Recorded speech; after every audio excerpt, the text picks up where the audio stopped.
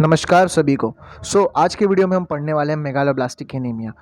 ये megaloblastic anaemia जो है वो एक जिस तरह आयरन डेफिशिएंसी एनीमिया जो है, जो मतलब बहुत क्या बोलते हैं, ज़्यादातर देखने वाला जो एनीमिया जो होता है वो आयरन डेफिशिएंसी एनीमिया होता है। और वो आयरन डेफिशिएंसी एनीमिया को भी अच्छा खासा कंपटीशन देने वाला एक कंडीशन है मेगालोब्लास्टिक एनीमिया। जो मेगालोब्लास्टिक एनीमिया कंडीशन क्यों होता है? Just because of the vitamin B12 deficiency and vitamin B9 या फोलेट डेफिशिएंसी की वजह से हमें मेगालोब्लास्टिक एनीमिया देखने को मिलता है। इन शॉर्ट एक चीज़ बोला जाए तो ये मेगालोब्लास्टिक एनीमिया जो टॉपिक है ना, ये बहुत बड़ी टॉपिक है। ओके, इसमें बहुत सारे कॉम्प्लेक्स चीज़ें हैं। मतलब इसमें DNA की बात हो रही हो ना, तो समझ लो ना कि बहुत सारे कॉम्प्लेक्स चीज़ें तो आएंगे ही आएंगे। तो मैंने इस कॉम्प्लेक्स चीज़ों को मैंने बहुत सही तरीके से step by step easy way में हर एक चीज़ मतलब आसानी से समझ में आए उस तरह मैंने कन्वर्ट करके इस नोट्स में बनाई है। एंड इस लेक्चर को मेगालोब्लास्टिक एनीमिया जो टॉपिक है उस टॉपिक को पूरी तरीके से डिटेल में अच्छे से मतलब पढ़ने के लिए कम से कम 6 से 7 लेक्चर चाहिए होते हैं। मतलब एक एक घंटे के 6 से 7 लेक्चर चाहिए होते हैं ताकि ये पूरा अच्छे से पढ़ सके। ओके, इन फ्यूचर ज़रूर मैं जब मैं बोर्ड पे पढ़ाऊंगा तब मैं ट्राई करूंगा कि मेगालोब्लास्टिक एनीमिया उतने डिटेल में पढ़ूँ, क्योंकि बहुत अच्छा लगता है वो टॉपिक।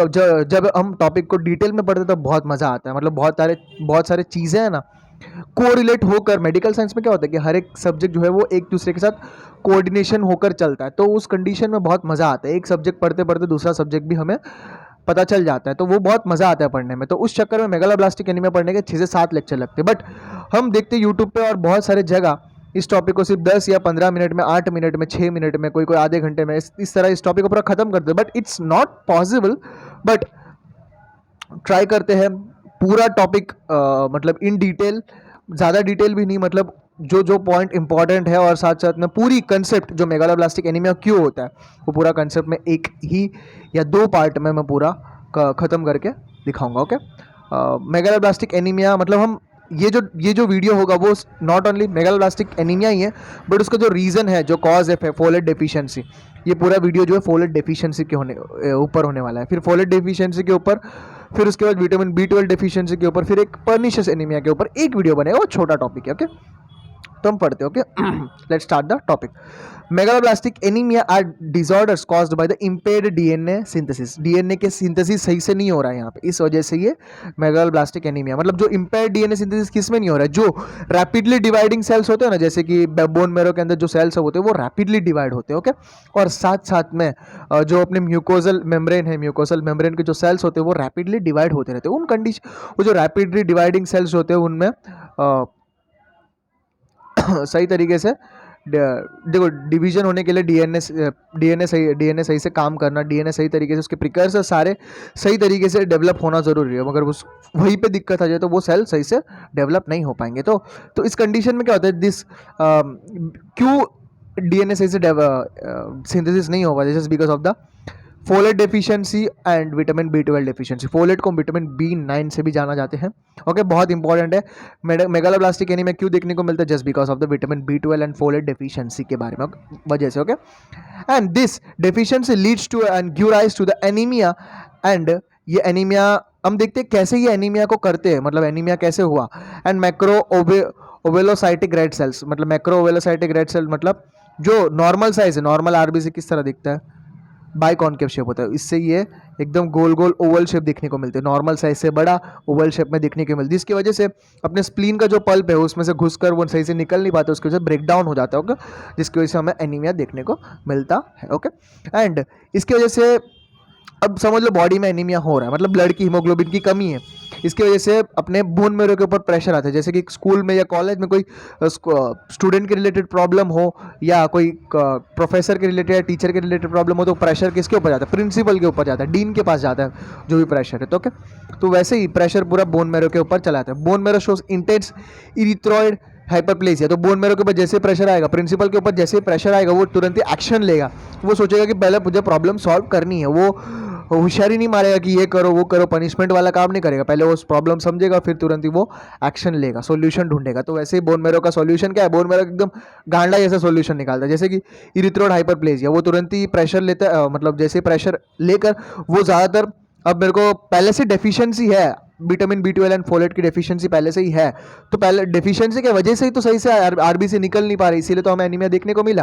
और ऊपर से और प्रेशर आ रहा है बोन मैरो के ऊपर, तो वो कैसे डेफिशिएंसी है भाई, कहाँ से हम मैं इसको और निकालूं, तो वो तुरंत ही मेगालोब्लास्ट जो सही से आरबीसी बनते नहीं है, जो precursor megaloblast are the precursor cells of the RBC. RBC बनने के लिए बहुत सारे स्टेजेस होते हैं, ओके। तो जो पहला स्टेज जो होता है उसको प्रिकर्सर स्टेज बोलते हैं, स्टार्टिंग स्टेज वो है। वो उसमें क्या होता है, न्यूक्लियस होता है, वो जो सेल जो है नॉर्मल आरबीसी से बड़ा होता है, साइज बड़ा होता है। और जब नॉर्मल आरबीसी का सेल जो होता है ना, उसमें न्यूक्लियस नहीं होता, हीमोग्लोबिन में कन्वर्ट हो जाता है न्यूक्लियस। क्यों न्यूक्लियस जो है हीमोग्लोबिन में कन्वर्ट, उसके अंदर का डीएनए जो है वो खत्म हो जाता है, मतलब डीएनए खत्म होकर वो हीमोग्लोबिन में कन्वर्ट हो जाता है, पूरा जो डीएनए वो प्रोटीन के अंदर कन्वर्ट हो जाता है, ओके। तो इसके वजह से इसीलिए तो वो इसके जो जो डीएनए है, जो न्यूक्लियस है, वो हीमोग्लोबिन में कन्वर्ट होने का काम ही, हेल्प करने का काम ही तो वो अपने विटामिन B12 एंड फोलेट का काम है। तो उन दोनों ही नहीं है तो वो न्यूक्लियस जो है वो हीमोग्लोबिन में कन्वर्ट नहीं होगा, तो वो प्रिकर्सर स्टेज पे ही रह जाएगा। तो वो बोन मैरो के पास डेफिशिएंसी है इन दोनों दोनों चीज़ों की वजह से, तो वो मेगालोब्लास्टी रिलीज करेगा। अभी तुमको प्रेशर दे रहे हो मुझे, तो गधा वाला काम करके पूरा मेगालोब्लास्टी को रिलीज कर देता है। तो megaloblast are the morphologic signs of syndrome. अगर ब्लड के अंदर मेगालोब्लास्ट देखने को मिल रहे हैं तो वो this are the morphologic sign, diagnostic एक साइन है जिसकी वजह से हमें पता चलेगा कि ये megaloblastic anaemia. In this the impair DNA formation due to the impair DNA formation क्यों हुआ मैंने अभी बताया, just because of the deficiency of vitamin B12 and vitamin B9, okay. Vitamin B12 को हम कोबलामिन भी बोलते हैं, विटामिन B9 को हम फोलेट भी बोलते हैं, ओके। तो मेगालोब्लास्टिक एनीमिया के रीजंस क्या है? सबसे पहला रीजन जो है folate deficiency and vitamin B12 जिसको हम कोबलामिन डेफिशिएंसी भी बोलते हैं। हम पूरा फोलेट डेफिशिएंसी को डिटेल में पढ़ेंगे और पूरा वीडियो लेक्चर पूरा फोलेट पे फोकस होगा। फिर दूसरा टॉपिक जो है विटामिन B12, इस तरह पढ़ेंगे तो हमें पूरा एक क्लैरिटी रहेगा दिमाग में कि मतलब क्यों होता है। अभी देखो कुछ पेशेंट्स को समझ लो, कोई पेशेंट है जो बहुत अल्कोहल लेता रहता है, तो उस पेशेंट में ज़्यादातर हम सोचे कि भाई इस बंदे में तो फोलेट डिफिशियंसी होने का चांसेस है। अब विटामिन B12 कोई कोई और कंडीशन में देखने को मिल सकता है, कुछ इमरजेंसी कंडीशन में दोनों हमें देने की जरूरत होती है, ओके। मोस्टली ये दोनों जो है वो कोरिलेट होकर ही चलते हैं, ओके। दोनों का हम देखते हैं इस पर जो फिजियोलॉजिक प्रोसेस है, नॉर्मल फंक्शन अपनी बॉडी में, उसके मेटाबॉलिज्म जब हम पढ़ेंगे तो तुम्हें पता चल जाएगा कि ये दोनों जो है एक दूसरे के साथ में काम चले। एक ऐसा पॉइंट आएगा वहाँ पे दोनों कोरिलेट कर रहे हैं एक दूसरे के साथ, okay. And the third one is pernicious anaemia. ये एक ऑटोइम्यून डिसऑर्डर है जो अपनी जो इंटेस्टाइन मतलब जो अपने म्यूकोसल है, जो जीआईटी का जो म्यूकोसा है, जो म्यूकोसा के ऊपर जो इंट्रिंसिक फैक्टर्स होते हैं, इंट्रिंसिक फैक्टर पता है तुमको, पता ही होगा इसका काम। इंट्रिंसिक फैक्टर का मेन काम वो होता है जो विटामिन B12 जो फूड से आ रहा है उसको एब्जॉर्ब करना होता है, ओके। तो वो विटामिन इंट्रिंसिक फैक्टर्स जो होते हैं वो डैमेज हो जाते हैं। क्यों? वो ऑटोइम्यून डिसऑर्डर मैंने अभी बताया था। ऑटोइम्यून डिसऑर्डर में क्या होता है कि अपनी इम्यून सिस्टम अपनी ही मार देती है, तो अपनी बॉडी के एंटीबॉडीज जो होते हैं वो अपनी इंट्रिंसिक फैक्टर्स की मार लेते हैं। तो इंट्रिंसिक फैक्टर्स ही सही से नहीं हो, वो बंदा सही से न्यूट्रिशन ले भी रहा हो, विटामिन B9 B12 सही से हर चीज़ ले भी रहा हो, फिर भी वो सही से मतलब एब्जॉर्ब नहीं कर पाते। तो this is the main reason, these are the causes for the megaloblastic anaemia that we can see, okay. तो हम आगे बढ़ते हैं इन डिटेल में फोलेट डेफिशिएंसी के बारे में, ओके। तो now start with the folate deficiency, okay. मैं एक एक पॉइंट को सही तरीके से समझा देता हूँ, ओके। और ये जो तुम पढ़ोगे ये नोट डाउन करते रहना, क्योंकि नोट डाउन करने से दिमाग जो है वो अलग तरीके से काम करता है। सुनना अलग होता है और नोट डाउन करते हुए सुनना अलग बात होता है, ओके। तो folate deficiency is a clinical condition, ये clinical condition that occur because of low level of folate के लो लेवल होने की वजह से, फोलेट को हम फोलिक एसिड से भी जानते हैं। तो फोलेट के लो लेवल या फोलिक एसिड के लो लेवल होने की वजह से अपनी बॉडी में हमें देखो यार डेफिशिएंसी है, तो ये चीज़ की डेफिशिएंसी है तो हमें देखने को मिल रहा है megaloblastic anaemia. Folate deficiency can lead to the variety of problems. क्या प्रॉब्लम देख फोलेट डेफिशिएंसी होने के सबसे पहले हमें याद आना चाहिए megaloblastic anaemia. And the second one is, first one is the megaloblastic anaemia, second one is neural tube malformation. और भी प्रॉब्लम्स वो आगे डिस्कस करेंगे, ओके। पैथोजेनेसिस में डिस्कस करेंगे, okay. And neural tube malformation जो embryonic system में जो फीटस को सही तरीके से उसका नर्वस सिस्टम जो सही तरीके से डेवलप होने के, उसका नर्वस सिस्टम सही तरीके से डेवलप होने के न्यूरल ट्यूब का सही तरीके से फंक्शन होना, सही तरीके से इसके एंटीरियर एंड पोस्टीरियर पोर्स जो होते हैं वो सही तरीके से क्लोज होना ज़रूरी है, जिसकी वजह से जिनके ऊपर जो अपने फोलेट का बहुत अच्छा खासा बहुत बड़ा हाथ होता है, जो फोलेट की डेफिशिएंसी होने की वजह से वो सही से क्लोज नहीं हो पाते, जिसकी वजह से बच्चे को बहुत सारे क्लिनिकल कंडीशन देखने को मिलेंगे, वो हम आगे देखेंगे, ओके। डाइटरी फोलेट हम देखेंगे, इसका फोलेट क्या होता क्या है, फोलेट का कंडीशंस क्या है। Folic acid in yellow in colour, yellow colour का होता है, क्रिस्टलाइन होता है एंड वाटर सॉल्युबल सब्सटेंस होता है, वाटर सॉल्युबल सब्सटेंस याद रखो। अब तुम कोई फोलेट रिच फूड है, जैसे कि अभी हम पढ़ेंगे highest concentration of folate found in liver. Liver में क्यों? अभी देखो अपनी बॉडी में जो फोलेट है, अभी अभी तुम्हें समझ लो एक पर्सन को, एक पेशेंट को फोलेट की डेफिशिएंसी है, मगर उसके सिम्टम्स जो होंगे वो 3 से 4 महीने के बाद उसके सिम्टम्स देखने को मिलेंगे। बिकॉज इसीलिए देखने को मिलेगा क्योंकि अपना लिवर जो है कुछ फोलेट को वो स्टोर करके रखता है, और जैसे ही वो पहले से डेफिशिएंसी आ रही है तो अपने लिवर जो है वो जो स्टोर किया हुआ फोलेट है वो यूज़ करना स्टार्ट करेगा, और जैसे ही जो स्टोर किया हुआ फोलेट है वो यूज अप हो जाएगा तो उसके बाद वो सिम्टम्स देखना चालू हो जाएंगे। एक यही कंडीशन जो अपने थायराइड वाले ग्लैंड में भी देखने को, थायराइड हार्मोन्स जो है वो कुछ स्टोर करके रखते हैं थायराइड, ताकि इसके बाद जो थायराइड के जो सिम्टम्स होते हैं, जो पैथोलॉजी कंडीशन के जो सिम्टम्स होते हैं वो 4 महीने के बाद ही हमें देखने को मिलते हैं। जो स्टोरेज वाला काम है, इसीलिए लीवर बहुत इंपॉर्टेंट है। तो लीवर में बहुत अच्छा खासा तुम्हें फोलेट देखने को मिलेगा। तो तुम कोई एनिमल का लीवर खा रहे हो तो बहुत अच्छी बात है। सिट्रस फूड में देखने को मिलेगा, yeast, Spanish and green vegetables में बहुत अच्छा खासा, नट्स में, इनमें अच्छा खासा जो है फोलेट देखने को मिलता है। तो अगर इन चीज़ों को, अगर समझ लो ग्रीन वेजिटेबल्स को तुम अच्छा खासा वाटर में डालकर तुम उबाल रहे हो, बॉयल करके खा रहे हो, तो मैंने बोला ना वाटर सॉल्युबल है फोलेट जो है, वाटर में पूरा सॉल्युबल हो जाएगा भाई ये चीज़। तो वाटर में अच्छा खासा वॉल्यूम में तुम वाटर में बॉयल कर रहे हो, तो वो heat, folate is easily destroyed in heating. अगर तुम फोलेट को अगर पानी में डाल के हीट कर रहे हो तो उसके अंदर का फोलेट कोई काम का नहीं है, तुम हीट करके, इसलिए बोलते हैं ना ग्रीन वेजिटेबल्स को कच्चा खा जाना चाहिए। कच्चा खाओगे तो तुम्हें अच्छा खासा फोलेट मिल जाएगा। इसीलिए हर चीज़ के पीछे एक रीज़न होता है, साइंटिफिक रीज़न, उस रीज़न को हमें ढूंढना ज़रूरी है, तब हमें पता चलेगा। तो तुम बॉयल करके खा रहे हो, पका कर खा रहे हो ग्रीन वेजिटेबल्स को, तो कोई काम का नहीं है। ओके, तो एक लार्ज वॉल्यूम ऑफ वाटर में तुम उसको हीट करके खा रहे हो इन सब चीज़ों को, तो कोई काम का नहीं है। ओके, सिर्फ तुम खा रहे हो उस चीज़ को पेट भरने के लिए, उसमें कोई फोलेट बचा नहीं है। एंड लिवर स्टोर्स, जो भी मैंने बताया, liver stores folate in the body. कितना स्टोर करके? 5 to 10 mg इंपॉर्टेंट है। ओके, एंड डेली रिक्वायरमेंट कितने, ये भी इंपॉर्टेंट। डेली रिक्वायरमेंट अपनी बॉडी को requirement normally 200 to 400 microgram per day. Her daily तुम्हें 200 to 400 माइक्रोग्राम चाहिए। और ये जो रिक्वायरमेंट प्रेग्नेंट वुमन में और लैक्टेशन जिस वुमन में हो रहा है उस वुमन में डबल रिक्वायरमेंट हो गया। मतलब देखो 200 है तो डायरेक्ट 500 से 800 माइक्रोग्राम पर डीएल हो गया। देखो इतना ज़्यादा रिक्वायरमेंट बढ़ जाता है। इसीलिए जो फोलेट डेफिशिएंसी जो कंडीशन है ना, हमें प्रेग्नेंट वुमन में ज़्यादातर देखने को मिलता है। Okay, because of this folate deficiency leads to the मतलब लिवर, यहाँ पे मैंने लिखा लिवर स्टोर करके रखता है फोलेट को, और अगर जैसे लीवर का मैंने बताया ना, फोलेट लीवर में भी खत्म हो जाएगा, तो इसकी वजह से जो मेगालोब्लास्टिक एनीमिया जो वो 4 से 5 महीने के बाद ही देखने को मिलता है। अगर समझो अभी तुम्हें मेगालोब्लास्टिक एनीमिया के सिम्टम्स देखने को मिल रहे हैं, इसका मतलब तुम्हारा डेफिशिएंसी जो है 4-5 महीने से ही चालू है। मतलब तुम 4-5 महीने से ही कुछ कांड कर बैठे हो, कुछ खा नहीं रहे हो तुम, या तुम प्रेगनेंसी चल रही है, या तुम कुपोषण के शिकार बन रही हो, कुछ सही से खा नहीं रहे हो, अल्कोहल पी रहे हो, कुछ मेडिकेशंस ले रहे हो। These are the causes that leads you to be a megaloblastic anaemic patient. Okay, then हम आगे बढ़ते हैं। फोलेट डेफिशिएंसी के कॉज हम पढ़ते हैं। तो फोलेट डेफिशिएंसी के कॉजेस हम पढ़े तो सबसे पहले डिमांड इंक्रीज हो गया। जो नॉर्मल डिमांड जो है इंक्रीज हो गया अपनी बॉडी की। And second one is dietary intake, जो तुम ले रहे हो नॉर्मली, जो 200 से 400 ग्राम जो माइक्रोग्राम पर डे तुम ले रहे हो, वो डिक्रीज हो गया। Okay, and third one is one increase demand, second one decrease dietary intake. I hope तुम्हें समझ आ रहा होगा। And the third one is the impaired absorption. Okay, third one is the impaired absorption तुम ले रहे हो सही से, हर चीज़ फॉलेट ले रहे हो अपनी बॉडी में, बट एब्जॉर्प्शन ही सही से नहीं हो रहा। एब्जॉर्प्शन किस चीज़ में सही से नहीं होगा?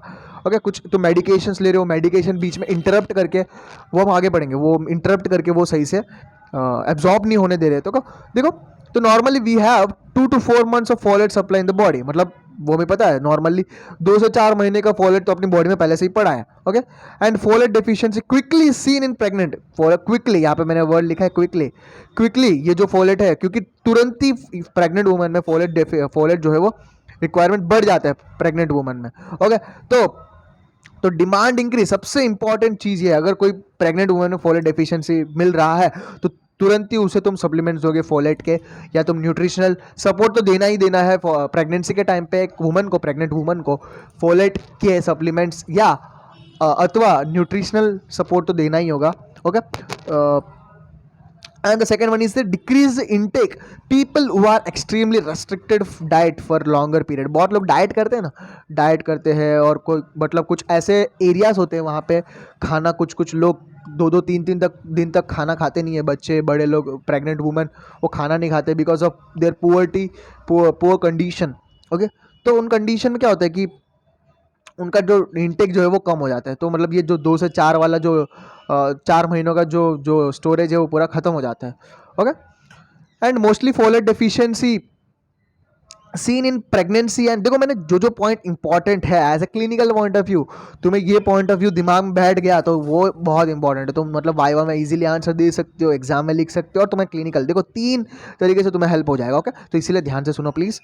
And mostly folate deficiency see in pregnancy and restricted food. मतलब किस में देखें, अगर फॉलोट डेफिशिएंसी की बात आ रही है, अगर कोई प्रेग्नेंट वुमन है, प्रेग्नेंट वुमेन रेस्ट्रिक्टेड बहुत दिनों से खाना नहीं खा रहा, और अल्कोहलिज्म, इन 3 कंडीशन में फॉलेट की डिफिशियंसी देखने को मिलेगी ही मिलेगी। ओके, और कौन से कंडीशन है, malignancy, chronic haemolytic anaemia. Chronic haemolytic anaemia हम पढ़ेंगे, उसमें भी हम देखेंगे ओके किस तरह ये फॉलेट की मार देता है। तो क्रोनिक हिमोलाइटिक एनीमिया भी बहुत इंपॉर्टेंट कॉज है। Haemodialysis, excessive alcohol consumption. Excessive alcohol consumption, alcohol लेने से क्या होता है कि अल्कोहल जो है बीच में उंगली मारता है, जो एब्जॉर्प्शन हो रहा है वो एब्जॉर्प्शन सही से होने नहीं देता है, folate absorption. Okay, and then and some medications like barbiturates, phenytoin. Okay, ये सब ऐसे सब मेडिकेशंस जो होते हैं, ये मेडिकेशंस जो जुजिनम अपना विटामिन फोलेट का मतलब फोलेट को जो एब्जॉर्ब करने वाला काम जो करता है वो जुजिनम करता है। जुजिनम के पास कुछ ऐसे सेल्स होते हैं, ओके, कुछ ऐसे एंजाइम्स होते हैं वो जो फोलेट को एब्जॉर्ब करते हैं, वो एब्जॉर्ब करने में इंटरप्ट करते हैं। ये सारे मेडिकेशंस, और भी मेडिकेशन बहुत सारे होते हैं, बट दीज आर द क्या बोलते हैं, frequently seen medications. Okay, and alcohol consumption तो जो मैंने बताया, कौन से pregnancy, restricted food and alcohol, ये तीनों तो हमें ध्यान में रखने ही रखने हैं। ये सारे जो है डिक्रीज एब्जॉर्प्शन में, मतलब जो एब्जॉर्प्शन हो रहा है वो उसको कम कर देते हैं। Okay, and uncommon causes of folate, मतलब जो कॉमन नहीं है, these are the common causes and these are the uncommon causes like rare enzyme defect.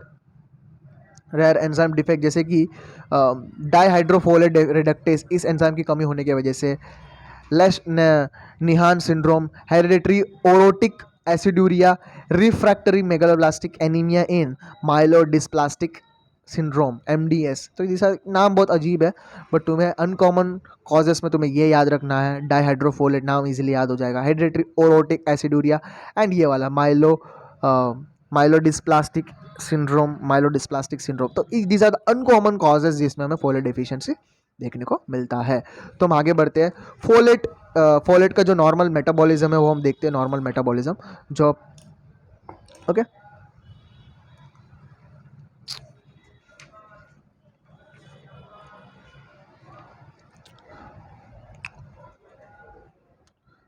तो मैं माफ़ी चाहता हूँ इस चीज़ के ऊपर कि जो मेरा मोबाइल का जो स्पेस है वो पूरा ख़त्म होने में आ गया है, तो मैं इस वीडियो को यहीं पे स्टॉप करना पड़ेगा।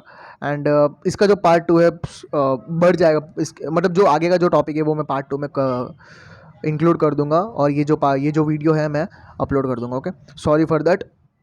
मतलब बहुत सारे वीडियो हो रहे हैं बट मेरे पास स्पेस नहीं है, this is my problem, primary problem. तो I am very sorry and thank you for watching the video. And I hope तुम्हें ये जितना जहाँ तक मैंने पढ़ा है वहाँ तक तुम्हें समझ आ गया होगा।